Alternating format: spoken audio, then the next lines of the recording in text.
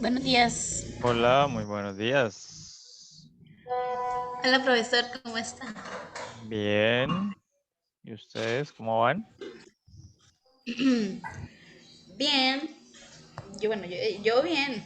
Nosotros sí no sé. Profe,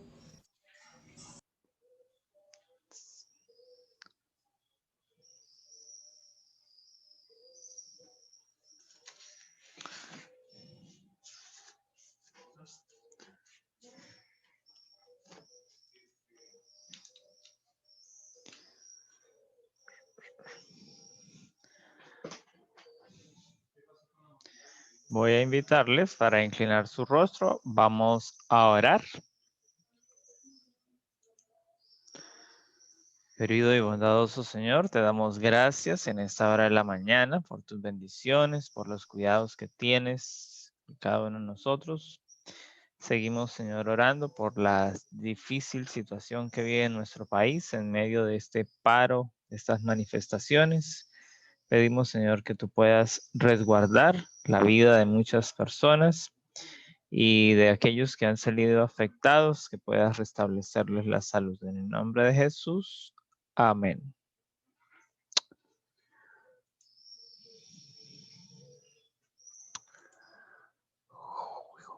Bien, voy a llamar a lista para confirmar quiénes están. Hoy estamos a 12 de mayo. Botello Mendoza. presente, profe.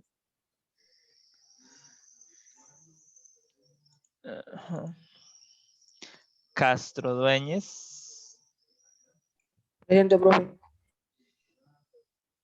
Díaz Moreno. Presente. Enrique Gómez. Presente. García Santos. Presente.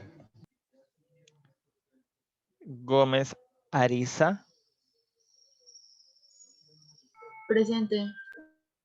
Jiménez Sánchez. Presente. Leal Ramírez. Leal Ramírez no está. Monterrey Cruz. Presente. Está. Ortega Galvis. Presente. Rincón Castellanos. Presente. Bueno, los Rincón Naranjos son asincrónicos. El señor Rondón estará hoy con nosotros. Nada. Saavedra Rodríguez. No está tampoco. Velasco Rodríguez. Presente. Bien. Muchas gracias por contestar a la lista.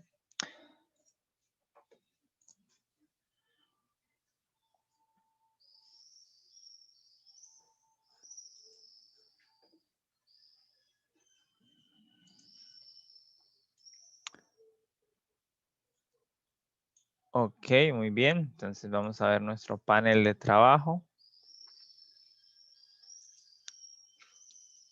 En este tenemos, entonces, recordar, ya hemos cubierto lo que es el periodo de la historia del mundo grecorromano en el proceso de la helenización.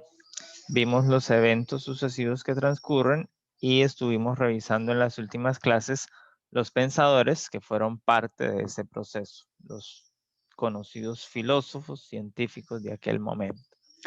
Y ahora entonces haremos un giro hacia el pensamiento mítico americano. Es decir, estuvimos estudiando la filosofía europea y ahora vamos a estudiar la filosofía americana.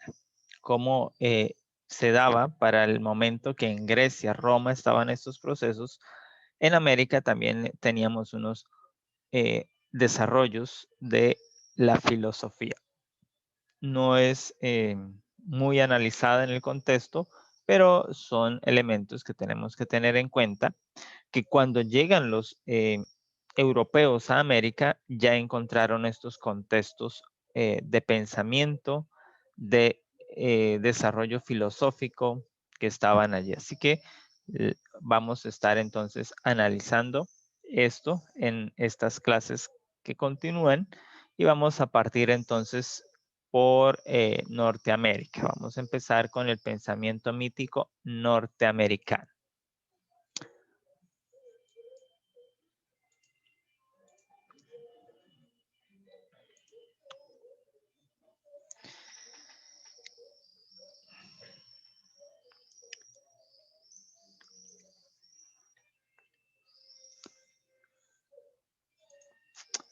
Muy bien, generalmente cuando iniciamos el estudio de la filosofía, siempre pensamos en que la filosofía pues se originó en Grecia, o por lo menos eso es en el contexto de la cuna grecolatina. Eso es lo que más se infiere en el contexto de estudiar los grandes filósofos y se desvinculan otras líneas que también se desarrollaron en otras culturas. Si bien es cierto, en Oriente, lo que es China, India, Mongolia, en Medio Oriente, lo que es Arabia, lo que es Babilonia, lo que es Asiria, Medos, Persias, Egipto, también desarrollaron.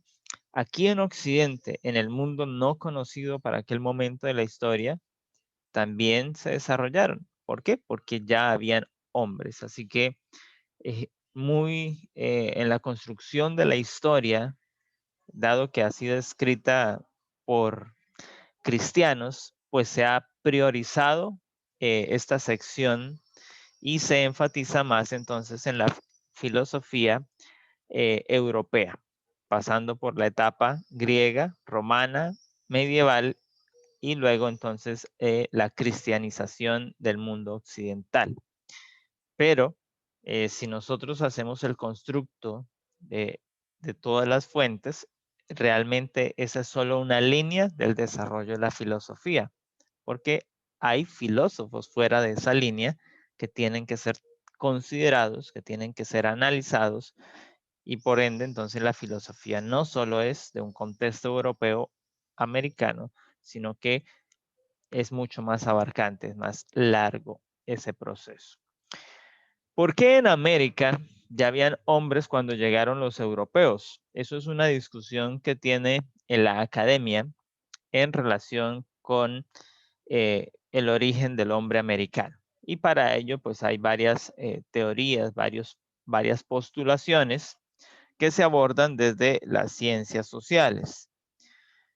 En el contexto bíblico, nosotros encontramos en el libro de Génesis la narración de la Torre de Babel, donde los habitantes de la tierra, posteriores al diluvio, construyeron una ciudad, se asentaron allí y quisieron construir una enorme edificación que los salvara de un futuro diluvio en caso de que volviese a venir, teniendo en cuenta que Dios había dicho que no destruiría más la tierra por un diluvio. Ese era un desafío. El segundo desafío que tenía esa torre es que pretendían alcanzar el cielo con la construcción de la torre.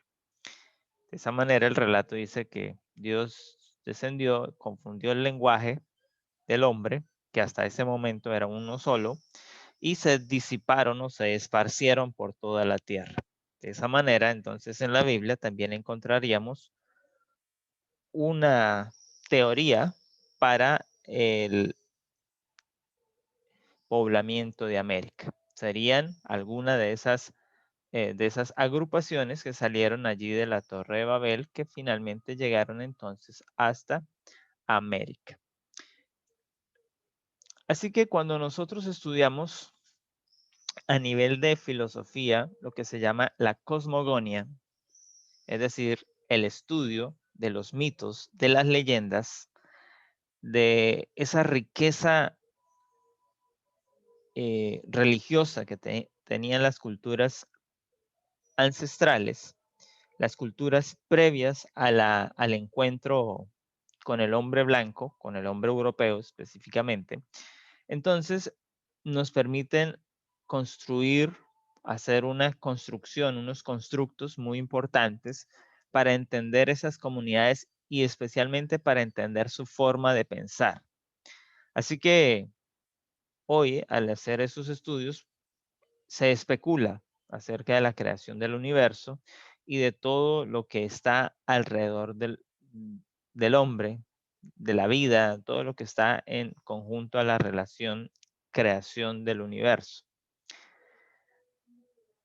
Estos relatos, que son míticos desde nuestra perspectiva o que son leyendas que pertenecen a una cultura, a un pueblo originario, entonces se han preservado en parte, no en todo, pero en parte. Algunas de esas formas de preservación han sido los relatos orales. Otros, bien es cierto, algunos españoles o algunos conquistadores lograron una afinidad con las tribus, entonces escribieron parte de esas narraciones y de esa manera han llegado a través de la literatura hasta nuestros días. La otra forma es la reconstrucción de la historia a partir de los elementos que encontramos en el campo. Las pinturas, los rastros, utensilios, cerámicas, objetos valiosos, joyas, artefactos, que pueden ayudar entonces a esa reconstrucción de la historia. Nos harán una imagen de la historia, de lo que era su pensamiento, su forma de ver la vida, su forma de abordar las problemáticas, y comparando con los elementos de la narración y con los elementos que se encuentran todavía en la tradición oral de aquellas culturas que sobreviven todavía hoy en día, entonces se puede hacer finalmente una imagen más detallada de lo que es esta historia. Entonces aquí tenemos este mapa de las raíces de América. Estamos hablando de Estados Unidos, no del continente americano en este momento. Entonces América, digamos Estados Unidos, tiene unas raíces que van bastante atrás en la historia y que no son ingleses. Por ejemplo, la anterior administración, la administración Trump, iba en contra de los migrantes. Estados Unidos se ha basado o ha crecido históricamente gracias a la migración. Estados Unidos no originó ningún hombre, ninguno nació allí, ninguno se creó allí. No hay ningún relato que dicte de esta manera. Por el contrario, todos los relatos van colocando elementos que colocan a hombres que están llegando de diferentes lugares. Entonces tenemos un sinnúmero de tribus indias que se desarrollaron con diferentes contextos culturales, con diferentes tradiciones, pero que son la riqueza del territorio estadounidense, del territorio norteamericano, porque algunas de estas mismas tienen influencia entonces en los territorios mexicanos hacia la frontera sur y hacia el norte, hacia lo que es Alaska y Canadá. Entonces los indígenas que habitaron las tierras americanas mucho antes de la llegada de los españoles tenían diferentes creencias y cada una de estas culturas, de estos pueblos, tenían sus propias religiones, sus propios ritos, sus propios dioses, que les permitían entonces desarrollar así el día a día en la tribu. en su clan, en su modelo de vida que desarrollaba. Esto es lo que se entiende entonces como el estudio cosmogónico de una cultura. Estudiar, analizar sus tradiciones, sus costumbres, su narrativa de leyendas, de mitos. De esa manera, hasta el día de hoy, la mayoría de los nombres de los Estados Unidos y de las ciudades estadounidenses todavía conservan o se derivan del idioma indio. Por ejemplo, Dakota significa aliados. Oklahoma significa el pueblo rojo. Iowa significa los dormidos. Kansas, una brisa cerca del suelo. Kentucky, el suelo oscuro y sangriento. Illinois, la tribu de los hombres perfectos. Texas, amigos. Idaho, buenos días. Mississippi, padre de las aguas. Cada uno de estos son nombres que derivan directamente del lenguaje de las tribus indias, pero que hoy se usan como si fueran nombres ingleses. Entonces aquí tenemos este relato que encontramos, que está profiriendo una oración,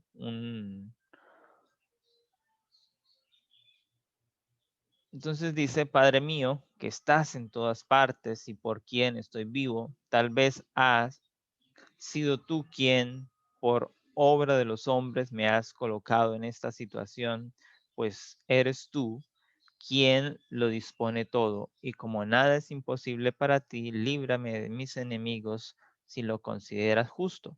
Y ahora vosotros todos, peces de los ríos, pájaros del cielo, animales que corréis sobre la tierra, y a ti, oh sol, os ofrezco mi caballo, vosotros pájaros del aire, vosotros habitantes de la pradera, sois mis hermanos, porque un solo Padre nos ha creado. Y veis cómo soy infeliz, entonces si tenéis algún poder ante el Padre, interceded por mí. Esa pareciera la oración de un buen cristiano, pero no lo es. Es una oración de un poblador indígena que no había tenido relación con el cristianismo o con la fe cristiana, y que muestra en todo su contexto una sinergia entre las diferentes especies. Por lo general, los pueblos indígenas tienen una mayor relación, una mayor afinidad con la naturaleza, al punto de llamarlos hermanos, al punto de considerarles en igual condición, y es lo que se ve reflejado en esta oración. Y el otro elemento es la omnipotencia de Dios.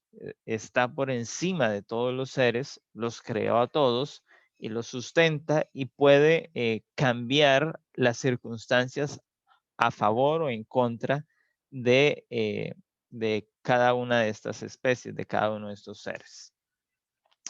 Entonces, una de las tribus norteamericanas más conocidas y que ha sobrevivido en contexto hasta nuestros días son los indios Hopi.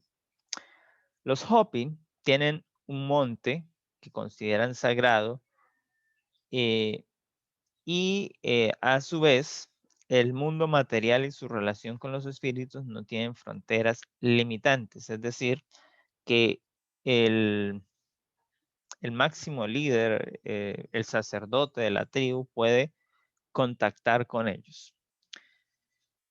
Entonces, esto los lleva a considerar que la tierra es sagrada, que ellos son seres que están en la tierra y que deben prestarle un beneficio a la tierra. Vinieron para servir, para ser útiles, para brindar oportunidades.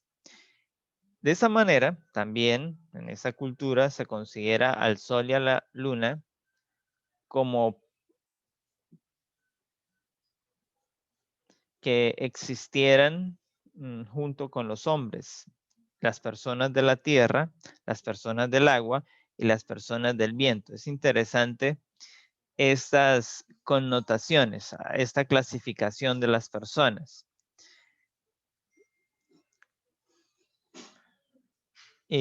Coloca varios tipos de, os hace alusión a que hay varias razas diferentes. En este contexto ellos lo mencionan entonces personas de la tierra, que han salido de la tierra, personas que salieron del agua, personas que se originaron en el viento o que vinieron del viento. Ellos no los podemos profundizar porque pues como se menciona no hay muchos elementos, solo se encuentran las líneas de pensamiento. Coinciden con las culturas europeas, con las culturas orientales, donde se habla entonces de los genios, de las hadas, de las salamandras, de los sélfides, de los elfos, que son también seres míticos o seres que están en otros contextos diferentes a la humanidad. Entonces, ustedes saben que las culturas nórdicas, las culturas europeas, hablan de varias tierras, la Tierra Media, la Tierra Alta, la Tierra Baja, la Tierra del Este, la Tierra de... Y en cada una de estas tierras, ellos colocan una categoría de seres que los habitan. Eso lo podemos ver en la famosa película que muchos de ustedes se vieron ver de el hombre de los anillos. En el mapa que vemos aquí, nosotros podemos ver entonces la teoría más prevaleciente para el poblamiento de América. Se nos menciona que América debió haber sido poblada por el estrecho de Bering, que en algún momento de la historia pasada estuvo conectado con Asia y entonces permitió el paso de esos hombres que venían migrando desde Europa, África, Asia, para llegar entonces a América. La teoría postula que hay varias líneas en que se desarrollaron o varias etapas, varias migraciones que fueron poblando diferentes tierras, diferentes territorios. Entonces, aquí tenemos un mapa de lo que es la historia americana en contexto de los pueblos originarios. Entonces, como vemos, Estados Unidos está lleno de nombres y cada uno de estos nombres representa un pueblo, una tribu que estuvo asentada en ese territorio. Algunas de ellas todavía se conservan hasta el día de hoy. Entonces hablemos de la familia de los Apaches en el Estados Unidos actual. Este es un mapa actual. Aquí vemos los estados de Colorado, Utah, Alabama, Nuevo México, Texas y Kansas. Y aquí vemos los asentamientos de los Navajo, de los Mezcaleros, de los Jicarla, de los Chiricahua, de los Apaches y de los Liam. Cada uno está identificado entonces con un color diferente. Es decir, que ellos todavía se preservan allí. Al igual que en Colombia, hay algunas tribus que están en los llamados comunidades indígenas, en los llamados resguardos. En Estados Unidos también entonces hay todavía culturas indígenas que han sobrevivido hasta este tiempo.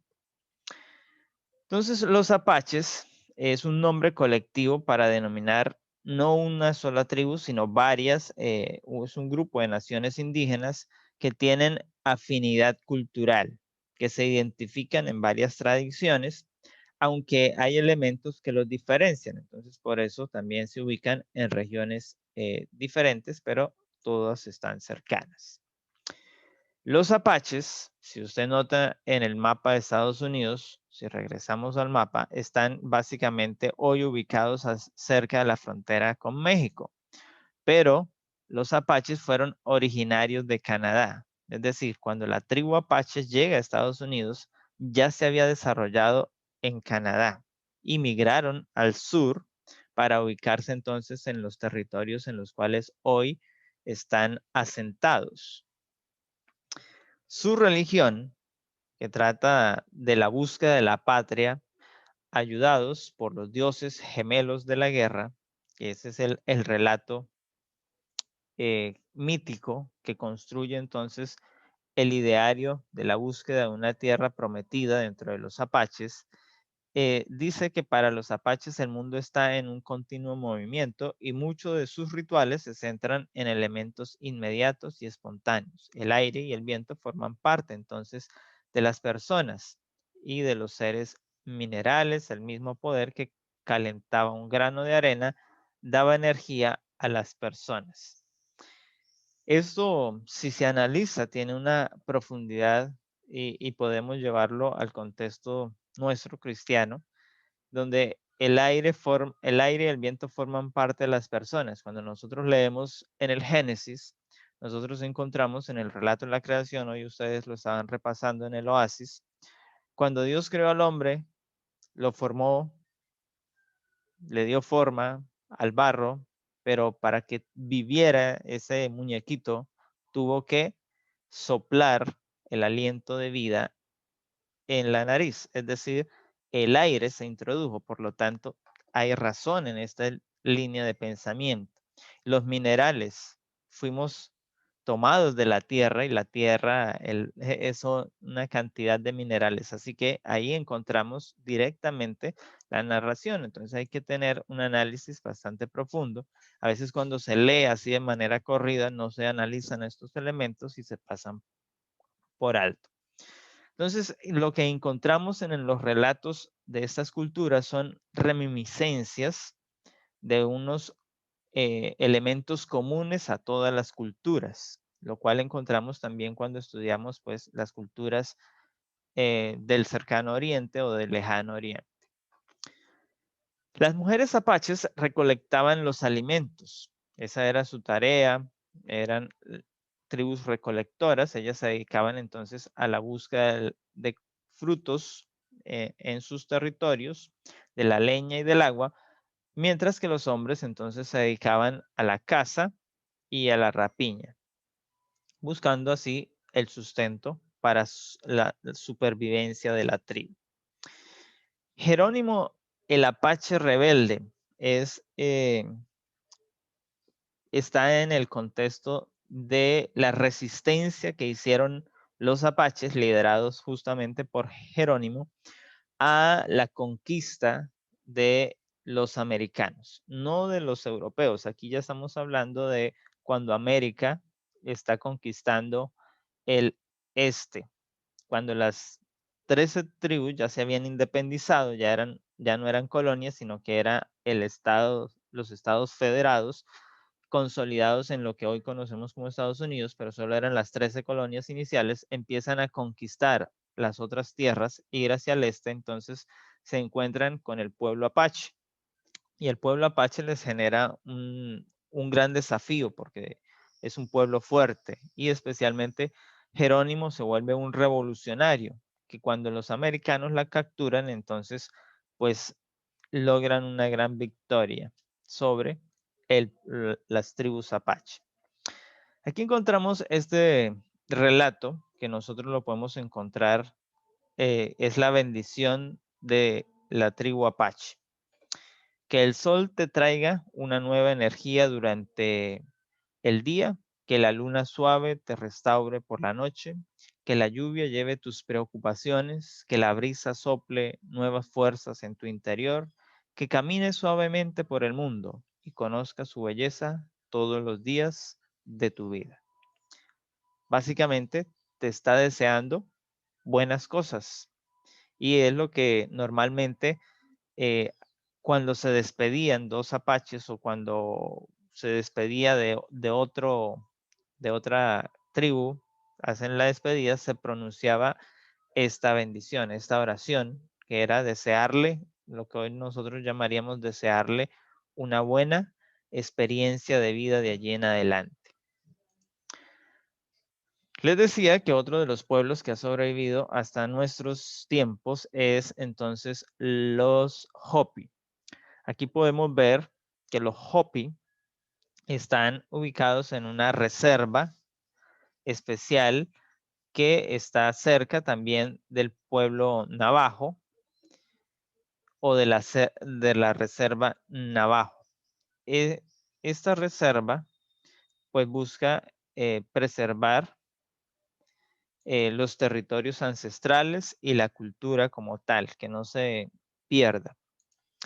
Entonces aquí tenemos una fotografía de un personaje histórico que fue a visitarlos, pero el tocado que él usa para ponerse en su cabeza, pues no corresponde a la cultura. Si usted ve el resto de la vestimenta de los que están allí en la fotografía, es diferente por una equivocación que se comete aún actualmente, y es creer que todas las culturas tienen la misma idiosincrasia, todas las culturas nativas, y eso no es así.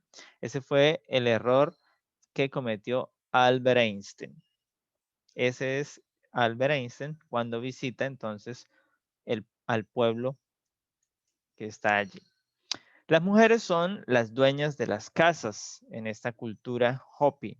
Son las poseedoras del territorio y son las que manejan las finanzas del hogar, de la tribu. Las mujeres se consideran en igualdad de condiciones a los hombres. Es una de las pocas culturas que se tiene de las culturas indígenas donde hombres y mujeres tenían equidad o igualdad de géneros, como se menciona hoy en día en nuestros contextos.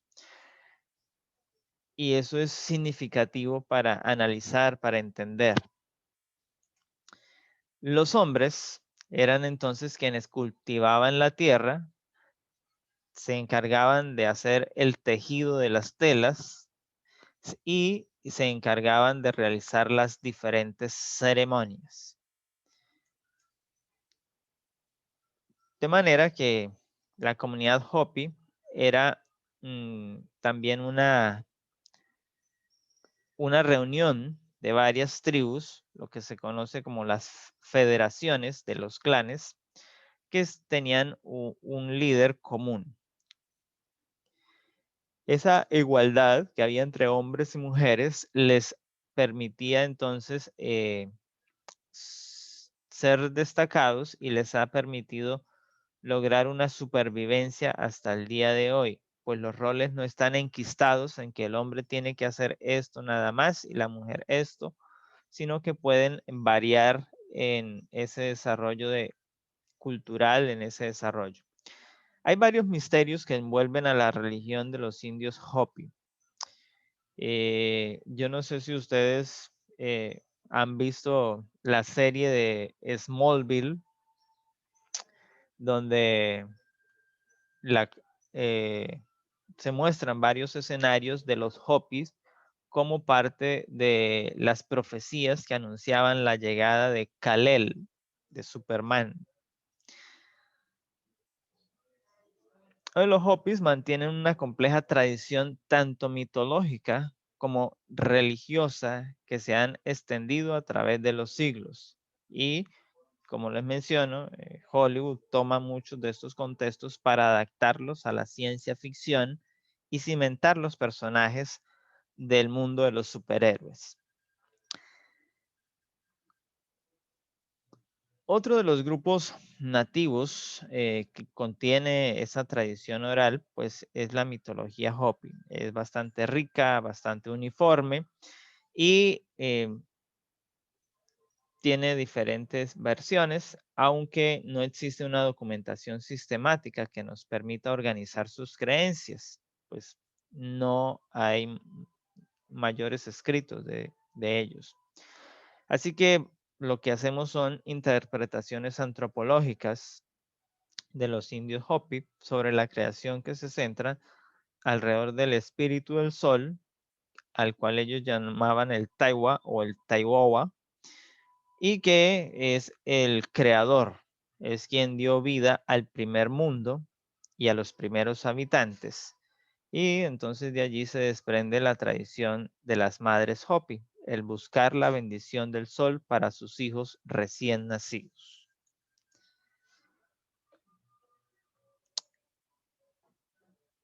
El Masahu'u, que es el hombre esqueleto, es el espíritu de la muerte y el custodio del fuego. Es también el amo del cuarto mundo y fue quien auxilió a la gente de bien a escapar de la maldad del tercer mundo hacia la promesa de un cuarto.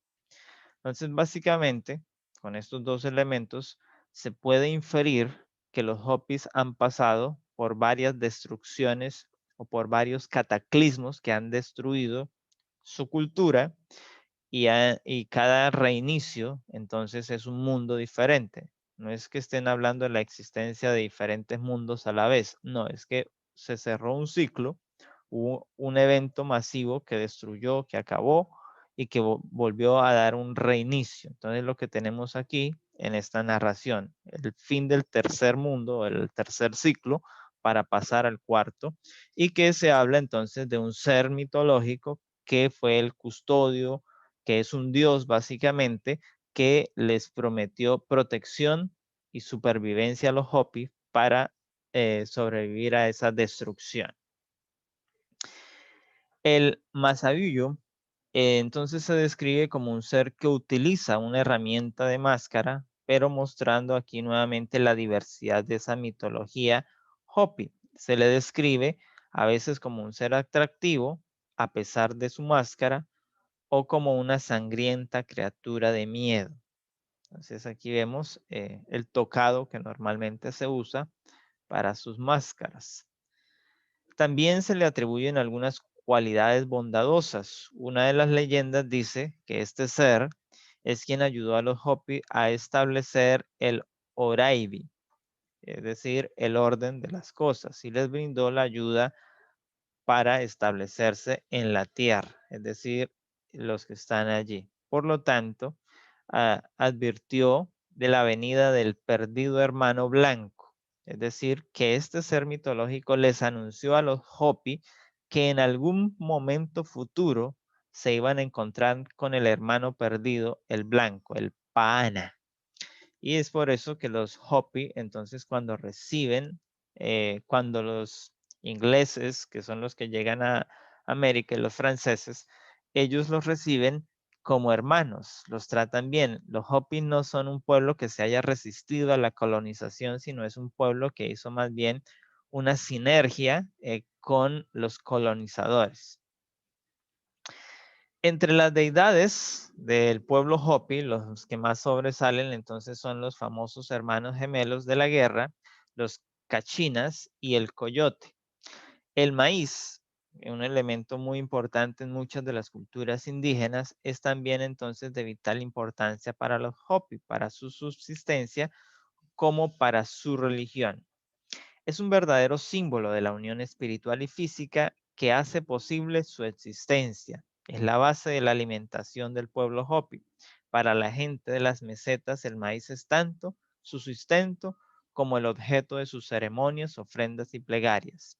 Por lo tanto, el maíz es la madre por antonomasia, ya que la gente recoge el maíz, se alimenta con él y este se convierte en su carne, tejidos y huesos. Sin embargo, en otras interpretaciones se puede encontrar entonces que el Tawa, el primero que creó el Sotucán, a quien llama su sobrino, entonces luego Tawa envió a Sotucán a que creara los 9 universos. Y esta es una de las pocas culturas en el mundo no culturalizado por Europa, donde encontramos que ya se hablaba de varios universos. Por ejemplo, hace unos años atrás o en nuestros días, la física hoy está hablando de la teoría del multiverso, de varios universos que pueden existir. pero los Hopi ya tenían ese conocimiento.